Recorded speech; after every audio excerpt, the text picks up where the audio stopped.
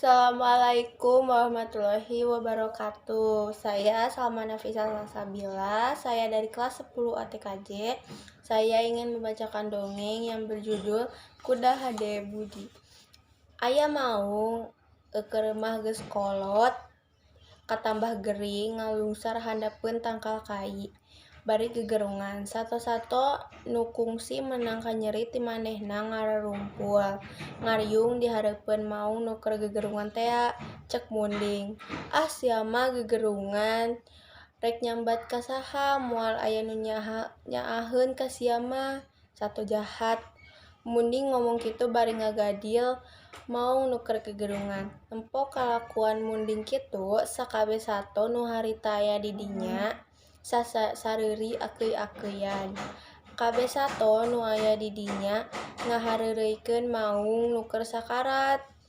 Kajaba sakadang kuda.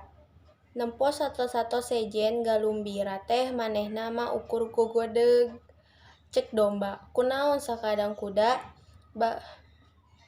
kalah gogodeg kitu, lain tejeh teh si belang teh kusampean, lain baheula si belo ditekuk.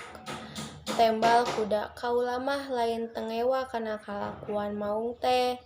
Ngan waktu ieu kaayaanana pan keur gering parna. Manehna teh keur sakarat, sakedeung deui oge paeh.